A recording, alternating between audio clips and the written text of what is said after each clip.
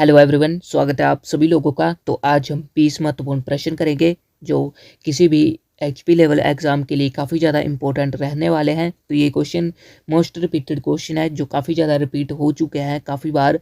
तो सबसे पहले मैं आपको एक बात बता दूं कि एचपीएसएससी जो है वो सस्पेंड हो चुका है। इस बारे में सभी लोगों को पता है और इस बारे में भी सभी लोगों को पता है कि 60 दिन का जो है वो समय बताया गया है कि 60 दिन के भीतर जो है वो नया शेड्यूल जारी किया जाएगा एग्ज़ाम का। तो आप अपने एग्ज़ाम की तैयारी जो है वो अच्छे से करें। 60 दिन कोई ज़्यादा टाइम नहीं होता। आप इस बात से खुश हो कि आपके लिए जो है वो इतना ज़्यादा समय मिला है दोबारा से अच्छे से तैयारी करने का। तो जो चीज़ें आपके जो है वो छूट रही थी तो आप उनको अब कवर कर सकते हैं। तो 2 महीने का समय जो है वो काफ़ी ज़्यादा होता है। अगर देखा जाए तो एक ऐसा इंसान जिसको कुछ भी नहीं आता, अगर वो भी अपनी मेहनत और लगन से पढ़े तो वो भी एक एग्ज़ाम को है वो क्रैक कर सकता है।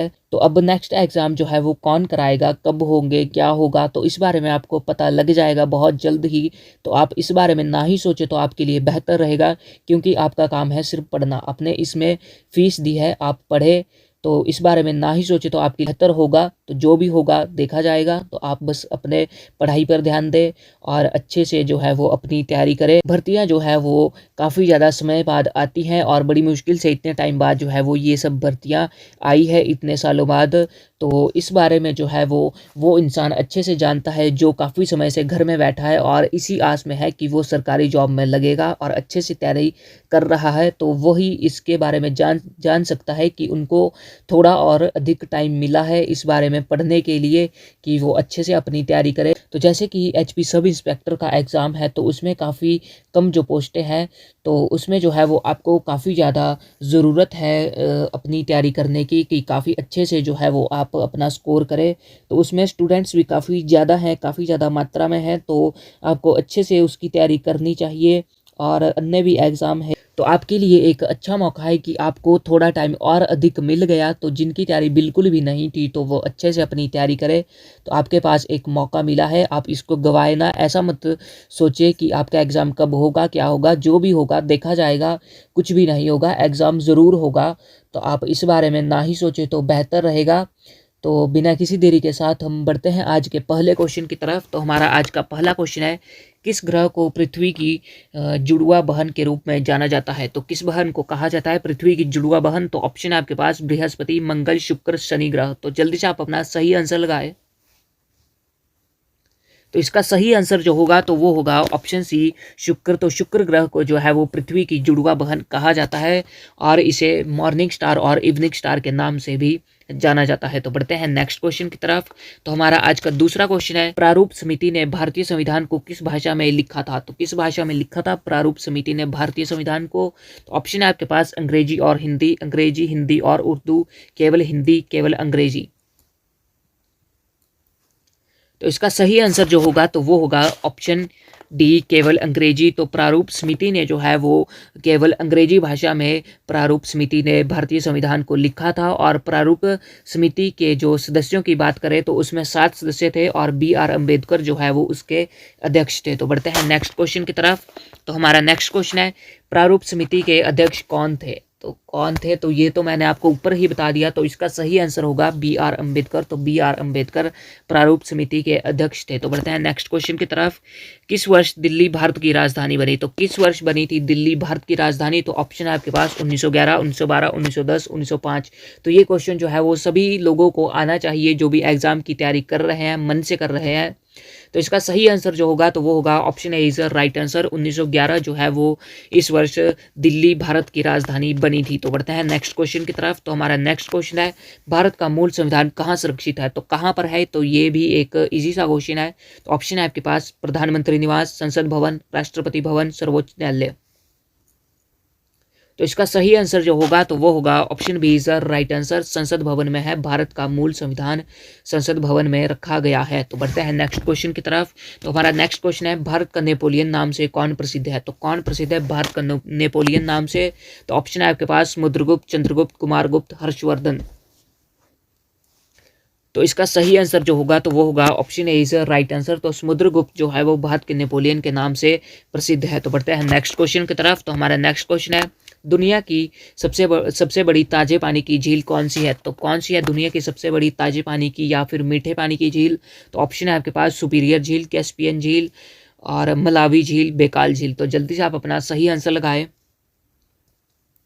तो इसका सही आंसर जो होगा तो वो होगा option A is a right answer. तो दुनिया की सबसे बड़ी ताजे पानी की झील और मीठे पानी की झील जो है वो सुपीरियर झील है। और यदि बात करें सबसे बड़ी झील की झील के बारे में, जो नॉर्मल सबसे बड़ी झील है तो वो है कैस्पियन सागर झील, और ये सबसे बड़ी खारे पानी की झील भी है।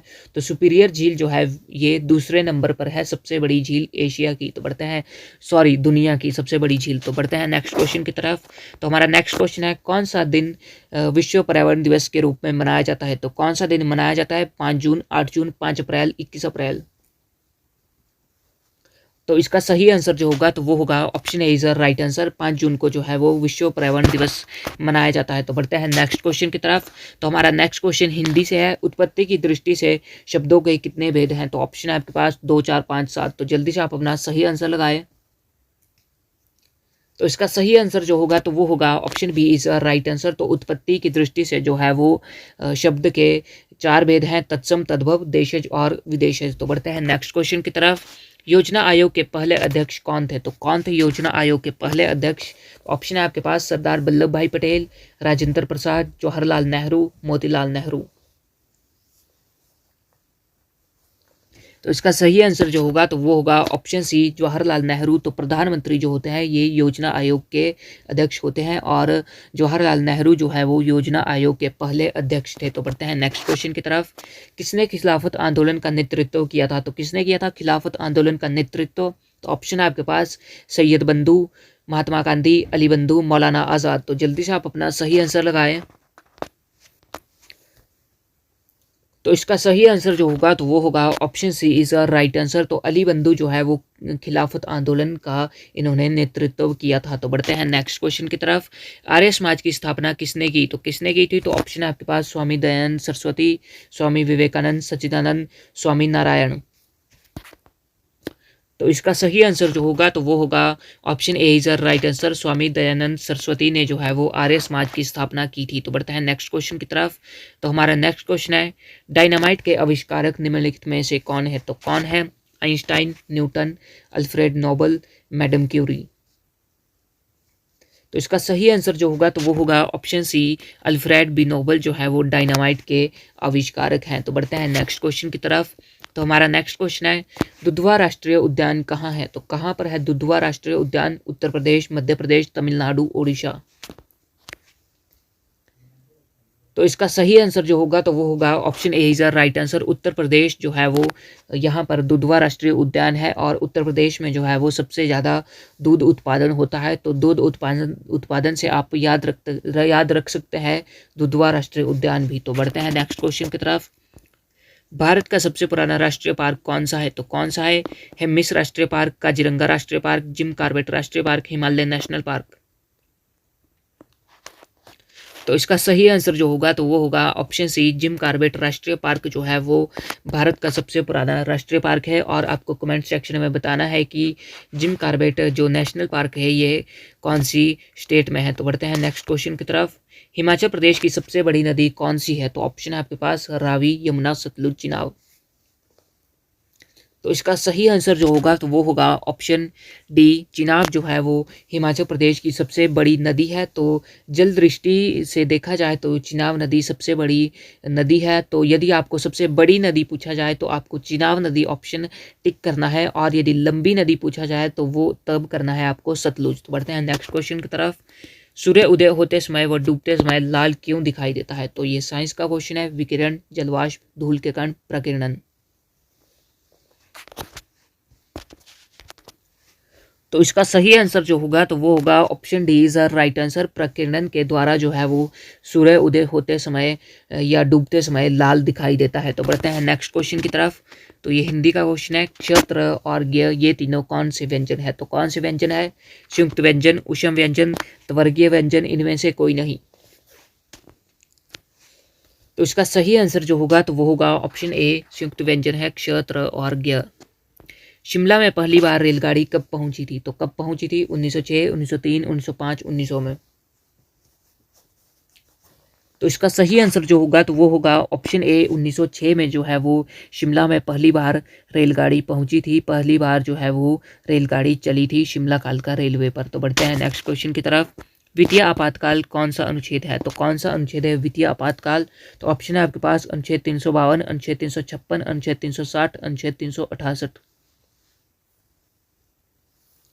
तो इसका सही आंसर जो होगा तो वो होगा ऑप्शन सी। अनुच्छेद 360 जो है वो वित्तीय आपातकाल है। तो ये जो चारों अनुच्छेद है ये काफ़ी ज़्यादा इम्पोर्टेंट अनुच्छेद है। तो ये जो आपको नहीं आते तो आपको कुछ भी नहीं आता पॉलिटी का। तो अनुच्छेद 352 जो है तो ये है राष्ट्रीय आपातकाल, अनुच्छेद 356 है राष्ट्रपति शासन और अनुच्छेद 360 है वित्तीय आपातकाल, अनुच्छेद 368 है तो ये है संविधान संशोधन। तो इसी के साथ जो है वो हमारे आज के क्वेश्चन समाप्त होते हैं। तो यदि आपको बिल्कुल भी हेल्पफुल लगे हों तो आप वीडियो को लाइक ज़रूर करें, अपने दोस्तों के साथ शेयर करें और यदि आप ऐसी वीडियोज़ को देखना चाहते हैं तो हमारे चैनल को ज़रूर सब्सक्राइब करें और आप मोटिवेट रहे। आपके एग्ज़ाम जो है वो जल्दी से ज़रूर होंगे, नया शेड्यूल जल्दी से जारी किया जाएगा। तो यदि आपने हमारी पिछली वीडियोज़ को नहीं देखा है तो आप उनको जाकर भी ज़रूर देख ले। तो मिलते हैं एक नई वीडियो में। तो जय हिंद, जय भारत।